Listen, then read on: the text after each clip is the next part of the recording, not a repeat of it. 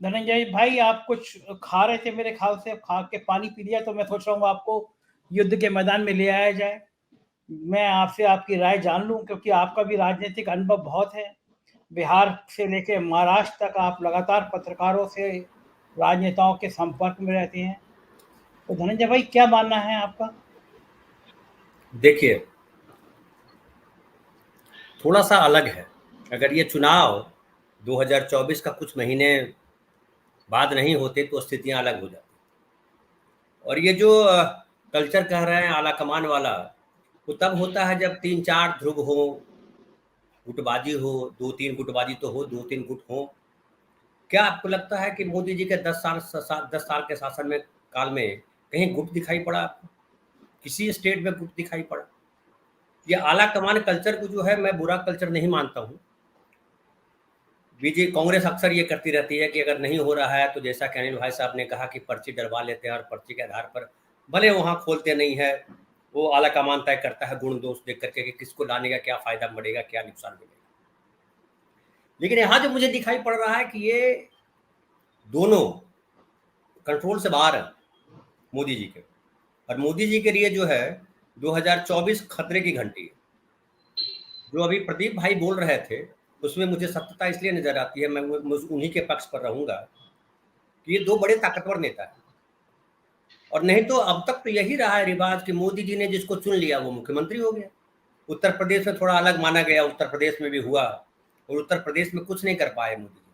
आप जानते हैं बेहतर उत्तर प्रदेश को। लेकिन वो चाहे आसाम हो, चाहे वो गुजरात हो, चाहे वो छत्तीसगढ़, ये हिमाचल प्रदेश हो, चाहे वो यहाँ उत्तराखंड हो, तमाम जगहों पे देखा। छोड़ दीजिए, महाराष्ट्र में देख लीजिए। महाराष्ट्र में क्या चली, ऊपर से आदेश आ गया कि भाई आपको उप मुख्यमंत्री होना, उनको मुख्यमंत्री बनना है। याद हो अगर आपको, उसमें चुनाव भी नहीं था, दूसरा एजेंडा था। क्या देवेंद्र फडणवीस कुछ बोले? नहीं बोले। सोनोवाल कुछ बोले? नहीं बोले। पुष्कर धामी हार गए थे, फिर भी उनको मुख्यमंत्री बना दिया। किसी ने कुछ बोला? नहीं बोला। कहीं कोई कुछ नहीं बोल सकता। अब ये दिक्कत ये है कि एक तो इनकी पुरानी खुंदक है, ये जो वसुंधरा राजे सिंधिया हैं, और जो ये शिवराज सिंह चौहान हैं, ये अपने बल पे बने हुए और एक अलग धारा को रिप्रेजेंट करते हैं। ये भी ध्यान में रखिए, ये उस धारा के नहीं है जो मोदी जी और अमित शाह जी की धारा है, ये इससे अलग है।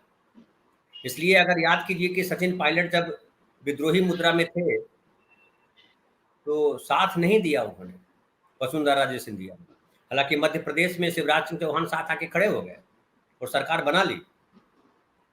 तो एथिक्स की बात करें या कोई और बात करें, मोदी जी के डिक्शनरी में व्याकरण शब्द नहीं है। एक केसरी जी के बारे में कहा जाता था, हमारे बिहार के सीताराम केसरी जो कांग्रेस के अध्यक्ष बने, न खाता न वही, जो चाचा कहते वही सही। तो जो आला कमान जो है यहाँ पे, जो नरेंद्र मोदी कहें उसके बाहर को जाने की हिम्मत नहीं दिखा सकता अभी भी। जब अडवाणी और मुरली मनोहर जोशी ने दिखा पाए तो बाकियों की क्या हैसियत? आप बता ही रहे थे कि बगल में कुर्सी रखी रहती है, खाली कोई बैठने की हिम्मत नहीं जुटा पाता। और राजनाथ सिंह क्या करते रहे हैं पिछले 10 साल से आप देख रहे हैं। नितिन गडकरी क्या करते हैं वो भी जानते हैं। संघ के लोग क्या कर पा रहे हैं वो भी समझ रहे हैं हम लोग। तो ये पूरा का पूरा जो है नरेंद्र मोदी जी का है। और ये जो चेहरा बचाने के लिए भेजा जा रहा है कि चेहरा बचाने के बाद ये होगा कि लोकतांत्रिक तरीके से फैसला लिया गया और बहुमत विधायकों ने कहा कि जो है यही रहेंगी, वसुंधरा रहेगी।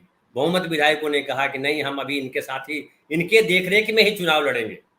जब 2024 का चुनाव हो जाएगा तब देखा जाएगा।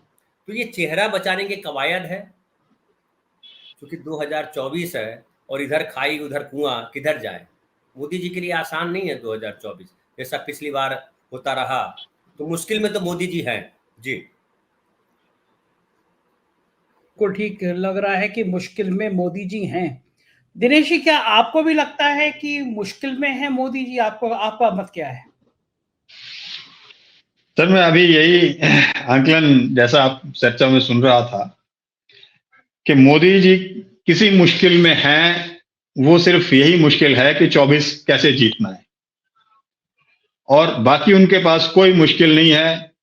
उनका वाक्य जो है मुंह से निकला वो ब्रह्म वाक्य है। पार्टी के हर व्यक्ति को, चाहे वो अमित शाह हैं, चाहे यहाँ पन्ना प्रमुख है, वहां तक वो ब्रह्म वाक्य एक बार ट्रेवल करता है और वो उसी के अनुसार आगे काम होता है। तो ये पार्टी के अंदर इसको या खौफ बोल लें या इसको डिसिप्लिन बोल लें, अनुशासन बोल लें, ये चीज जो है ये इस तरह इतनी सक्रिय हो गई है कि इसके खिलाफ अब कोई भी मुंह नहीं खोल पा रहा है।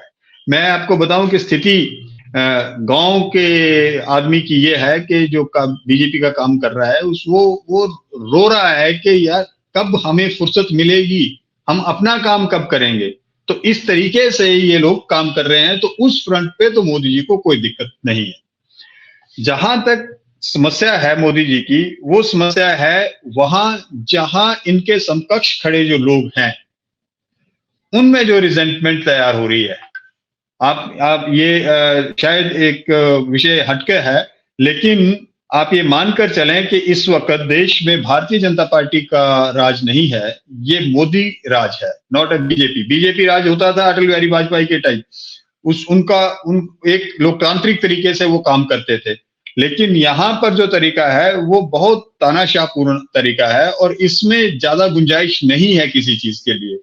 या हम ये भी कह सकते हैं कि ये फौज वाला परिस्थिति हो गई है और जहां से लोगों को रिटायरमेंट जल्दी लेनी पड़ती है। जो युवा वर्ग है उसको तो जल्दी, जो नीचे के जो आगे की फौज होती है ना, वो जल्दी रिटायर कर दी जाती है ताकि वो उतना प्रेशर झेल चुकी होती है जो उसके आगे काम करने के काबिल नहीं रहते हैं। लेकिन परिस्थितियां जैसा कि कहा गया कि वापस वही लोग अगर मुख्यमंत्री बनने हैं राजस्थान और मध्य प्रदेश में, तो उनके नाम उन्होंने अगर पहले से डिसाइड कर लिए हैं, उस लिफाफे में रख दिए हैं, तो वो लिफाफा वैसे का वैसा ही वहां पहुंच जाएगा और वही लोग दोबारा उसमें कोई मैंने पहले भी कहा था कि यहाँ जो समस्या है, यहाँ समस्या अगले चुनाव को जीतने की है। अभी इस दौर में unexpected results, although Bharatiya Janata party 3 states में जीती है, लेकिन ये जो रिजल्ट्स छत्तीसगढ़ के हैं और दूसरी जगह के जो रिजल्ट्स हैं ये बहुत अनएक्सपेक्टेड हैं। और इन अनएक्सपेक्टेड रिजल्ट्स में जो लोग, जैसा हम पहले से चर्चा कर रहे थे कि जो लोग चुनाव हारे हैं और जो लोग चुनाव जीते हैं, जो जीतने वाले हैं, उनके जो मार्जिन्स हैं उनको अपने गले नहीं उतरते हैं। तो ये जो परिस्थिति है, क्या कहीं फिर वही लोग बार बार सुप्रीम कोर्ट तक अब जाने लगे हैं कि इस ईवीएम नाम का जो ये डब्बा है, जिसको चिराग जिससे निकलता है, जिन निकलता है ऐसा चिराग ये बन गया है, इसके ऊपर भी अब आने वाले चुनावों में क्या निर्णय लिया जाता है। ऑल्दो ये मेरे को नहीं लगता कि इसके ऊपर कोई बहुत ज्यादा होगा। आपने संजय जी आपने बहुत बढ़िया एक बात की थी, मुझे नाम नहीं अभी एकदम से स्ट्राइक कर रहा है, ईवीएम के ऊपर आपने चर्चा की थी और पवेली जी से की थी मैंने, मध्य प्रदेश की। जी हाँ, तो उनसे जब आपने चर्चा की है, उन्होंने उसमें कितने लीकेजेस बताए कि इस ईवीएम में लीकेजेस बहुत ज्यादा है। तो वो चीज जो है, जब तक वो लीकेजेस ब्लॉक नहीं होंगे, वो ईवीएम की सैंटिटी के ऊपर भी एक प्रश्न चिन्ह हमेशा के लिए खड़ा रहेगा। और ये आगे वाले चुनावों से पहले क्या वो लीकेजेस ब्लॉक होते हैं या नहीं होते हैं, तो ये सब चीजें जो हैं ये आगे 2024 के चुनावों में फिर से सामने आने वाली हैं। इनके ऊपर हम फिर से कभी चर्चा करेंगे। लेकिन अभी जो इशू है वो फिर वही आके आ जाता है कि शाह और मोदी, इन दोनों की जोड़ी जो निर्णय ले लेगी वो एक बंद लिफाफे में फाइनल डिक्लेरेशन, जिसको बोलते हैं फाइनल जजमेंट या फाइनल वर्डिक्ट की तरह डाउन द लाइन ट्रेवल करती है। और यही इस बार भी होगा, चाहे वो राजस्थान है, छत्तीसगढ़ है, चाहे वो मध्य प्रदेश है।